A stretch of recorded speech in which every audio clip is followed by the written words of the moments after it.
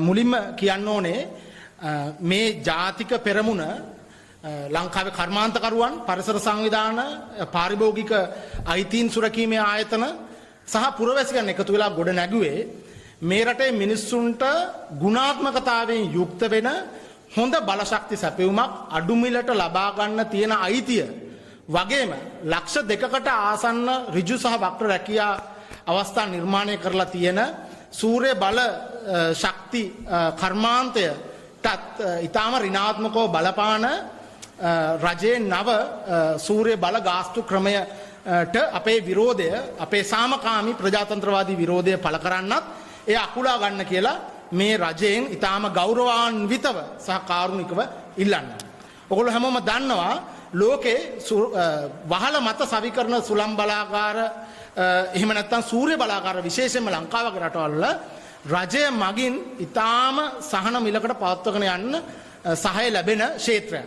ලංකාවෙත් මෑතක් වෙනතුරු ජාතික ප්‍රතිපත්තිය උනේ ජාතික ප්‍රතිපත්තිය පමණක් නෙමෙයි ලංකාවේ බලයට එන සියලු දේශපාලන පක්ෂවල ප්‍රතිපත්ති ප්‍රකාශය උනේ මේ ක්ෂේත්‍රයේ ඉදිරියට ගෙනියන්න දිය යුතු අත්‍යවශ්‍යම මේ රටේ ආර්ථිකයේ වර්ධනය තිරසාරව කරගන්න දිය යුතු සහන සහ ගාස්තු ක්‍රමය පවත්වාගෙන යනවායි කියලා. නමුත් අපිට දකින්නට ලැබුණ ඉතාම කනගාටුදායක වශයෙන් විදිහට මේ වසරේ අවස්ථා දෙකකදී මේ රජය සූර්ය බල ව්‍යාපෘති වලට ලබා දෙන ගාස්තුව අත්නෝමතිකව හිතුමතේ වෙනස් කරනවා. මේ පිළිබඳව රජය පැත්තෙන් ඉන්න දේශපාලන නායකයන්ටත් වඩා චෝදනා එල්ල වෙන්නේ රජයේ නිලධාරී තන්ත්‍රයට. ගොඩක් අය කතා කරනවා ඩීසල් ගල් අඟුරු අදානි මාෆියාව ගැන, ගොඩක් අය කතා කරනවා නිලධාරී මාෆියාව ගැන. මේ මොන මාෆියාව වුණත් අවසානයේ අපිට දකින්නට ලැබිලා තියෙන්නේ මේ රටේ මිනිසුන්ටත් මේ රටට ණය නොවි මිනිසුන්ට රැකියාව අවස්ථා හදලා ආර්ථිකය වර්ධනය කරන්න උරදුන්න කර්මාන්ත ආයතන වලටත් පාරට බහින්න වෙන ආකාරයේ ප්‍රතිපත්තියක් ක්‍රියාත්මක වෙන බව. ඉතින් මේ ප්‍රතිපත්තිය අකුල ගන්න කියලා අද අපිත් එක්ක මෙතන ලංකාවේ ප්‍රධානම කර්මාන්ත ආයතන, ප්‍රධානම පාරිභෝගික ආයතන, ප්‍රධානම තාක්ෂණික පිරිස්, ප්‍රධානම පුරවැසි සංවිධාන සියල්ලම එකතු වෙලා තියෙනවා. මම හිතනවා ආණ්ඩුව රට සමග රටේ පුරවැසියන් සමග ගැටුමකට යන්නේ නැතුව තමන් මැතිවරණ කාලයේ දුන්න පොරොන්දු වෙච්ච 2030 වෙද්දී අර පුනර්ජනනයේ බලශක්තියෙන් ළඟා කර ගන්නවයි කිය ප්‍රතිශතය ළඟා කර ගන්න නම් මේ ගාස්තු ක්‍රමය මේ අදූරදර්ශී අමනෝඥ ගාස්තු ක්‍රමය වහාම පුලා ගන්න ඕනේ කියලා. මේක අපි පුරවැසියන් වශයෙන් මේ රටේ ප්‍රජාතන්ත්‍රවාදී අයිතියක් සහිත පුරවැසියන් වශයෙන් මේ ඉල්ලීම අපි කරන්නේ අපේ යුතුයකමක් විදිහට සලකලා. මේ අපි කාටවත් අපේ තුන් වේල කාලා ඉන්න ප්‍රශ්නයක් තියන අය නෙමෙයි. නමුත් අපේ යැපෙන විශාල පිරිසක් මේ කර්මාන්තයේ යැපෙන විශාල පිරිසක් ඉන්නවා. ඒ වගේම මමත් පාරිභෝගිකෙක් වශයෙන් මේ ක්‍රමය යටතේ මගේ විදුලි බිල අඩු කරගන්න සෑහෙන සහනයක් ලබාගෙන තිබෙනවා. ඉතින් මේ දක්වා ඉදිරියලා තියෙන සුළම් හෝ සූර්ය බලාගාර වලට බලපෑමක් තියෙනවා කියලා පේන්නේ නැති වුණා. ඉදිරියට එන්න තියෙන සූර්ය බලාගාර වල ගාස්තුව ආර්ථික වශයෙන් කිසි සේත්ම සාධාරණීකරණය කර නොහැකි ආකාරයට පහළ හෙලීමෙන් මේ කර්මාන්තයේ තියෙන සමාගම් 1000කට අධික සමාගම් ප්‍රමාණය කඩාගෙන වැටෙනවා. ඒ කඩාගෙන වැටෙන හිස්තන පුරවන්න විදේශීය සමාගම් ඇවිල්ලා මේ වෙළඳපොළ ඒකාධිකාරයක් ඇති කරගැනීමේ අනුතුර තිබෙනවා. ඒ සේරටමත් වඩා මේ රටේ මිනිසුන්ට අඩු මිලට විදුලිය ගුණාත්මකතාවයකින් යුතුව ලබා ගන්න තියෙන අයිතිය උල්ලංඝනය වෙනවා. ඒකින්ද ආයමත් අනුර කුමාර දිසානායක මහත්මයා ප්‍රමුඛ මේ රජයේ කැබිනට් මණ්ඩලයේ සියලු කැබිනට් අමාත්‍යවරුන්ගෙන් විශේෂයෙන්ම අර විදුලි බල මණ්ඩලයේ සභාපතිවරයා ආචාර්ය තිලක්ෂණ බලාපතිය මහත්තයාගෙන් අපි ඉල්ලා සිටින්නේ තමන්ගේ තියෙන ළඹදියාවන්ගේ ගැටුම පැත්තක තියලා මේ වැඩේ අකුල ගන්න මේ රටට මේ රටේ ආර්ථික වර්ධනයට මේ රටේ මිනිස්සුන්ගේ සුබ සාධනයට අවශ්‍ය වෙන විදිහේ ගාස්තු ක්‍රමයක් ඒ වගේ සුබ සාධනයක් ඉදිරියට ගෙනියන්න පුළුවන් විදිහේ කර්මාන්තයන් නඩත්තු කරන්න පුළුවන් වෙන විදිහේ ගාස්තු ක්‍රමයක් ගේන්න ඉඩ දෙන්න තවදුරටත් ගල් අඟුරු ඩීසල් අදානි හෝ වෙන යම්කිසි නිලධාරි මාෆියාවකට යට වෙලා මේ රටේ බලශක්ති ස්වෛරීත්වය බලශක්ති සුරක්ෂිතතාවය ගණිකා වෘත්තිය යොදවන්න එපයි කියලා නැවත වතාවක් අනුර කුමාර මහත්මයා ප්‍රමුඛ මේ රජයෙන් ඉතාම කාරුණිකව ඉල්ලන්න කැමැතියි. 2030 දී විදුලි බල මණ්ඩලයට ටාගට් එකක් තියෙනවා ගෙගාවොට් 3ක සූර්ය බල පද්ධති හදන්න ඕන කියලා. හැබැයි 2025 දී ටාගට් එකක් තිබුණා ගෙගාවොට් 1ක සූර්ය බල පද්ධති සවි කරන්න ඕන කියලා. ඒක අචීව් කරා. ඒක මේ කරගන්න පුළුවන් වුණා. දැන්ට ගෙගාවොට් 1.3ක් තියෙනවා. හැබැයි මම අහන්න කැමතියි විදුලි බල මණ්ඩලයේ සභාපතිතුමාගෙන් සහ මේ රේට්ස් අඩු කරපු විද්වත් මණ්ඩලයෙන් 2030 වෙනකොට අපි ඒක ඩබල් කරන්නේ 1.3 ඩබල් කරත් 2.6යි. ඊටත් එහාට ගෙගාවොට් 3ක් කරන්නේ කොහොමද? කවුද ඉන්වෙස්ට් කරන්නේ? කවුද ආයෝජනය කරන්නේ? මොකද හැම ආයෝජකයෙක්ම බලනවා රිටර්න් ඔන් ඉන්වෙස්ට්මන්ට් එක කියන එක. තමන් ආයෝජනය කරාම කොච්චර කාලෙකින් ඒක රිකවර් කරගන්න පුළුවන්ද කියලා. හැබැයි එහෙම බැරි වුණාම ඒක ආයෝජනය කරන්නේ නැහැ. එහෙනම් ආණ්ඩුවට සංගවිච්ච අපි කියන හිඩන් එජෙන්ඩාස් කියලා. හිඩන් එජෙන්ඩාස් තියෙන්න ඕන මේ ටාගට් එකට යන්න. ඉතින් ඒ වෙනුවෙන් දැන් බැලුවොත් ඊට පස්සේ අපි බලන්න පුළුවන් සූර්ය බල පද්ධති සවි කරනකොට ක්‍රම දෙකක් තියෙනවා. එකක් තමයි පොළොව මත සවි කරන පද්ධති සහ වහලය මත සවි කරන පද්ධති. දැනට පොළොව මත සවි කරලා තියෙන පද්ධති කවුරුත් අපි මේ කිසිම කෙනෙක් මේ කිසිම ආයතනයක් මධ්‍යම සහ කුඩා ප්‍රමාණයේ ආයතන එකක්වත් අපි කරපුවා නෙමෙයි. ඒක ඔක්කොම ඉස්සල්ලා හිටිය සහ දැන් ඉන්න රජයේ ප්‍රබල ඇමතිවරු සහ ප්‍රධාන කම්පැනි කට්ටිය සහ ඉන්ටර්නැෂනල් කම්පැනි වලින් කරපු ආයෝජන. ඉතින් එක්කෙනෙක්වත් ඒක කිසිම පොළොව මත කරලා තියෙන සූර්ය බල පද්ධතියකට ආයෝජනය කළා නැහැ. හැබැයි මේ සියලුම දෙනා වහලය මත සවි කරන පද්ධති තමයි කරලා තියෙන්නේ. ඉතින් ඒකින්ද මේක ලොකු කර්මාන්තයක්.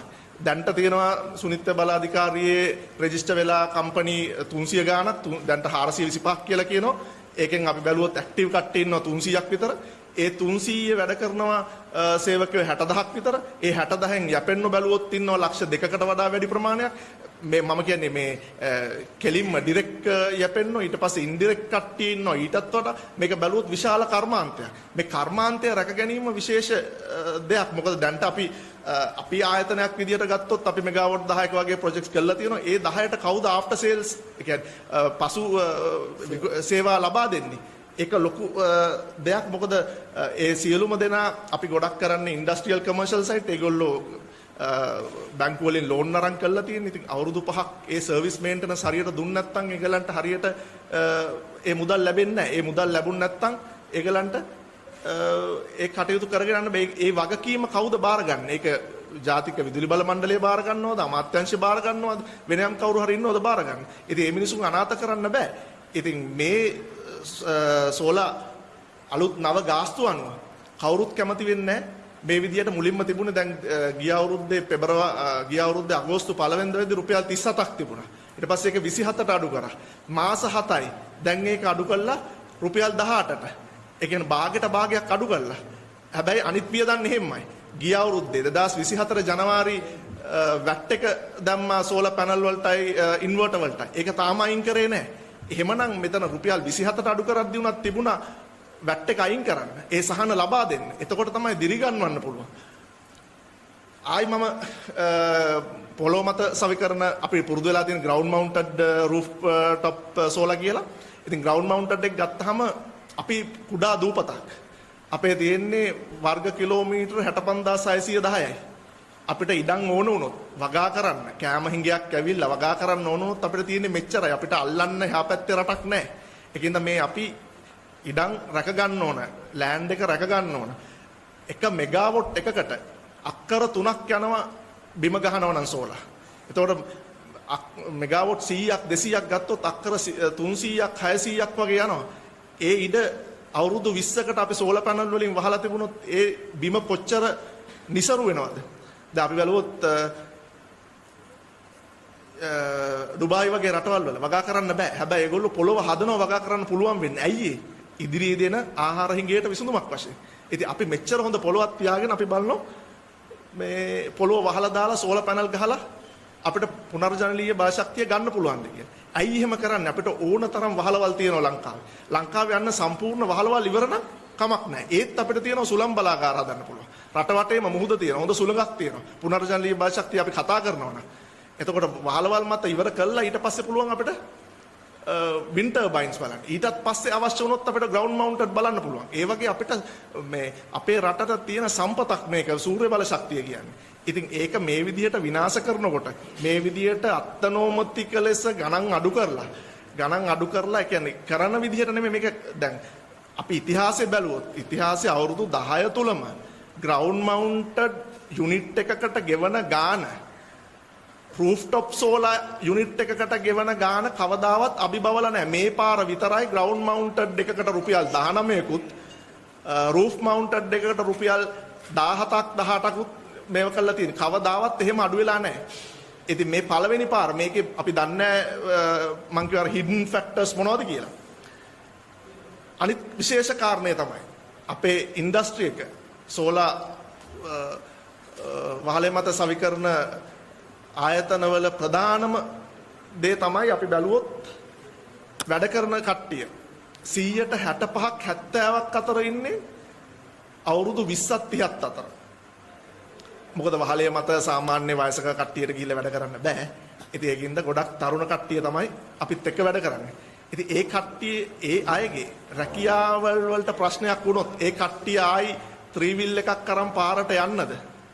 ආයි කුඩු මද්ද්‍රව්‍ය වලට ඇබ්බැහි වෙන්නද? එහෙම සමාජීය පැත්තකුත් තියෙනවා මෙතන. මොකද මෙතන ලොකු අවදානමක් තියෙනවා අපිට නොපෙනෙන. ඊට වඩා රජයට මුදල් යනවා එහෙම වුණොත් ඒ සමාජ සංශෝධනය කරන්න. ඉතින් මේ සියලුම කරුණු සලකා බලලා අපි ඊ타ත්ම කාරුණිකව බැගෑපත්ව ඉල්ලා සිටිනවා පවතින රජයට විදුලි බල මණ්ඩලයට ඒ අධිකාරීන්ට අපිට මේ තිබුණ තත්ත්වෙම රුපියල් 27.6ට නැවත මේක පත් කරලා දෙන්න කැබිනට් කමිටුවෙන් අපි ඉල්ලා සිටිනවා මේ සම්මත කරන්න එපා තව දුරටත් මේ ගැන හොයලා බලන්න සහ අපිට මේ කර්මාන්ත ඉදිරියට පවත්වාගෙන යන්න ඔබතුමාලාගේ සහාය දෙන්න හැම රජයක්ම අපිට සහාය දුන්නා ප්‍රශ්නයක් තියෙනවා නම් අපිට එක්ක කතා කරා හැබැයි මේ විදිහට Tamanට හිතුමතේ තමන්ගේ අභිප්‍රායන් ක්‍රියාත්මක කර ගැනීමට මේ වගේ කරන අත්නෝමතික ක්‍රියා තරයේ හෙලා දකිනවා